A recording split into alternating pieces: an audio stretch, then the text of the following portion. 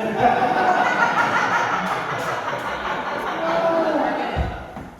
know what? It's teachable moments.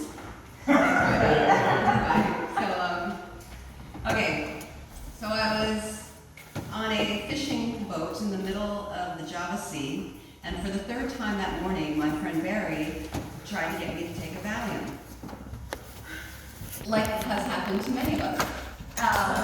And he'd been pushing Valium on me for pretty much our entire vacation. So the first time was in Bali, and it was after I nearly got my hand taken off by one of the enchanted monkeys.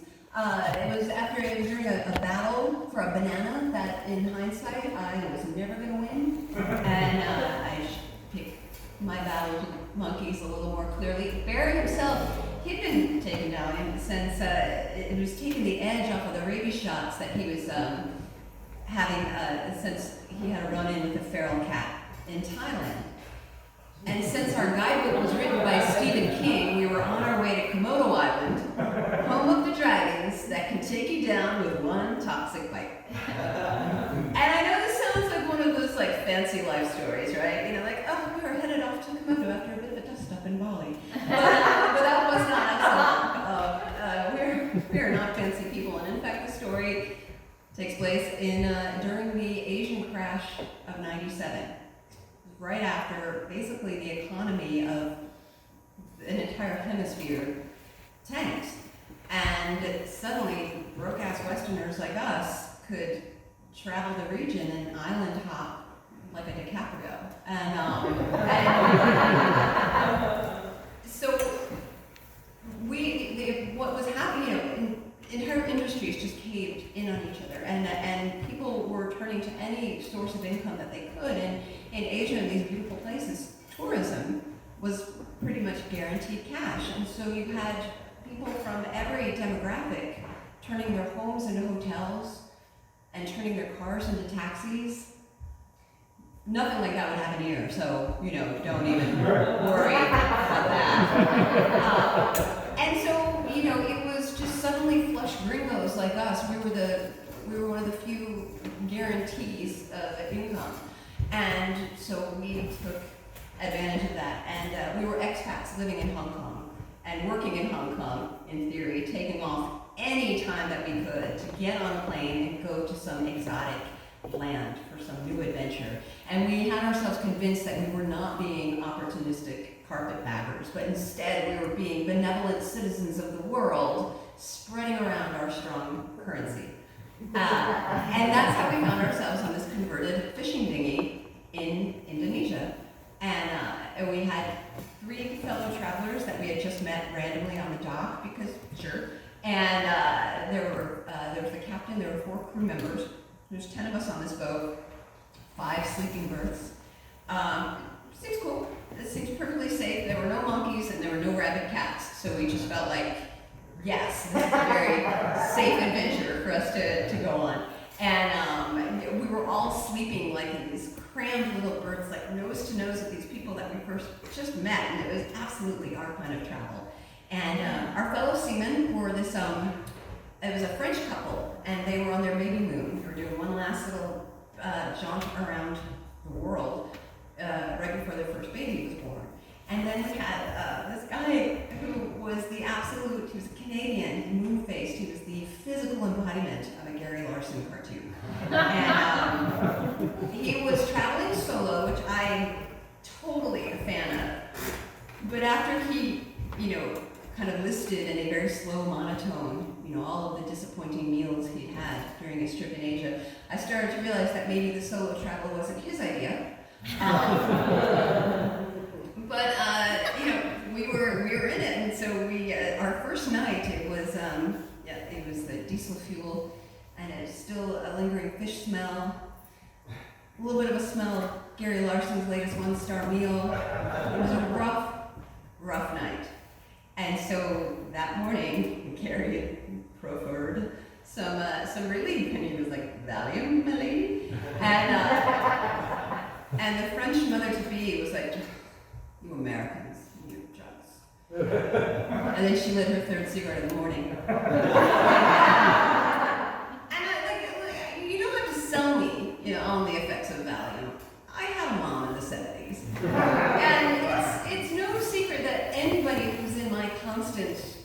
company for a month would be encouraging the ingestion of a mellowing agent.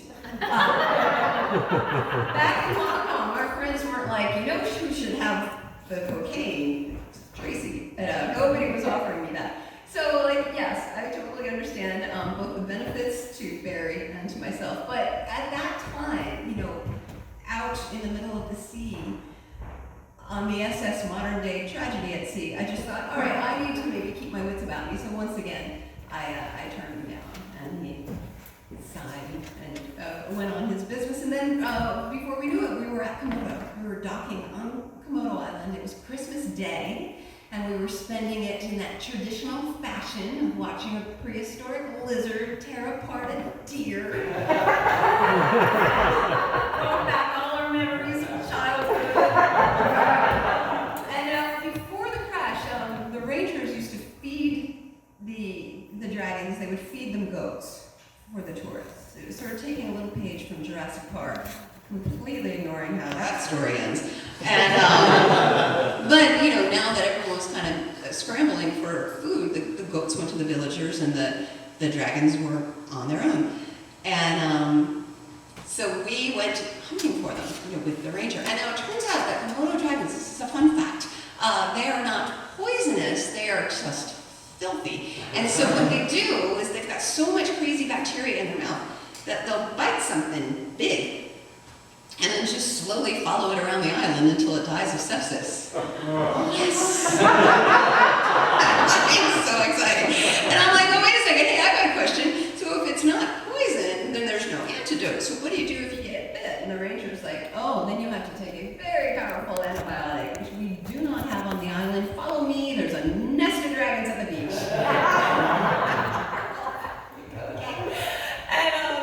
And so Barry, in a bonding moment with our co-travelers, had shared his harrowing run-in with the Thai cat.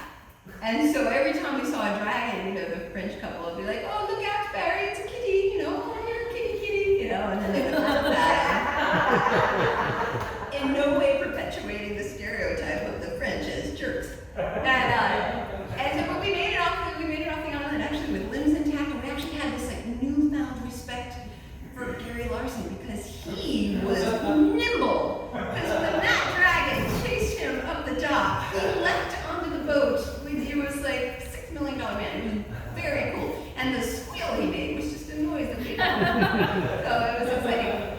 And so we left the island, and then our fellow travelers went down below, and Barry and I stayed up on the dock to watch just another indescribable sunset.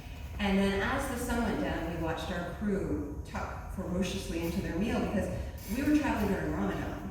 And so to add to the sort of indignity of these fishermen, you know, carting tourists around, they also had to cook our breakfast and lunch while ignoring their own hunger. And so while they were finally eating dinner, they started telling stories, which I love. And they were telling them to the captain, who was translating. And the stories were of their previous lives. And they had a lot to do with the things, you know, that were gone. He was like, oh, this guy, he owned his own home. He had a satellite dish. And, you know, now he and his girls are living with relatives, and they're sleeping 5 to a room.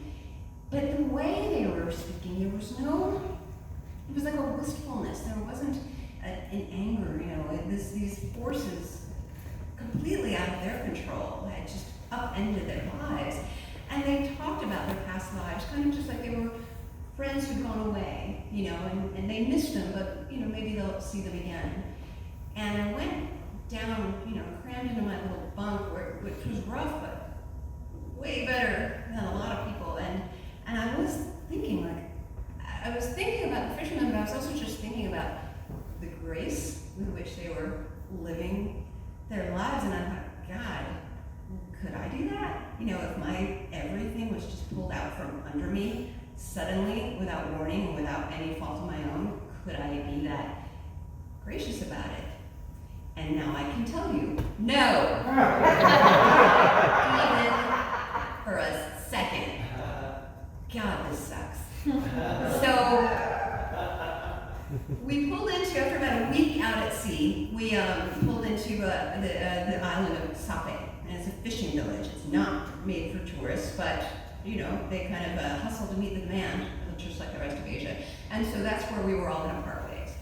And so we found a little home, a private home over by the water, and then we went out looking for somebody who would feed us before sundown in this town that's not quite accustomed to tourists. And so we were walking along with our little gang, and we're along the waterfront, and then the French couple was like, "Oh look, buried kitties," because that did not get old at all.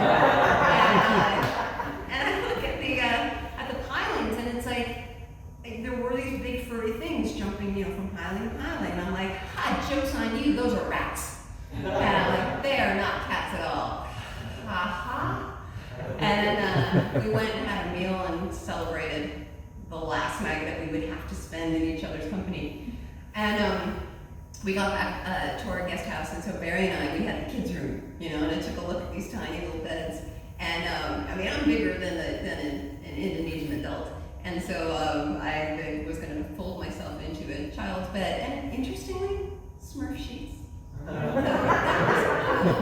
I just, and I could kind of, smell the fishing village, and just, the whole trip, was just catching up to me. And I was like, hey Barry, you toss me one of those out there. And Barry was like, so excited, he proffered it like it was the crown jewels. And he was like, "My lady, you are going to sleep the sleep of kings." And oh my God, he's right. It was, all right, like it wasn't even like sleep, it was like a perfect magical coma. All right, you guys, I don't know if you know this, but drugs are amazing.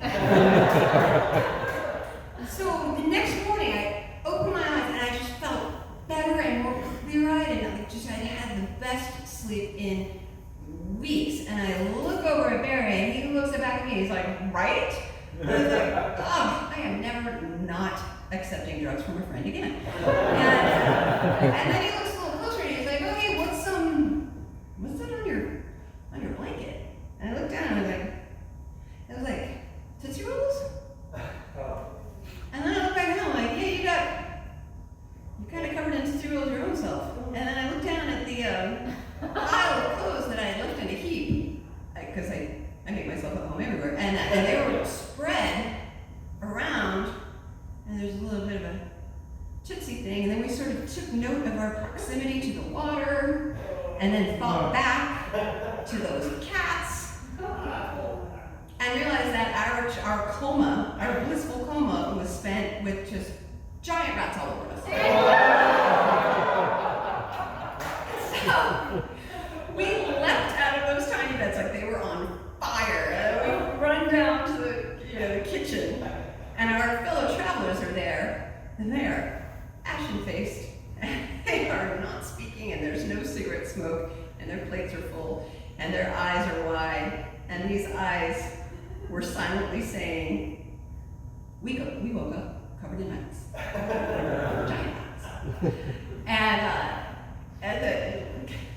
there's this whisper came out of Gary Larson, who was like, "I'm sorry about the screaming. I hope I didn't hear."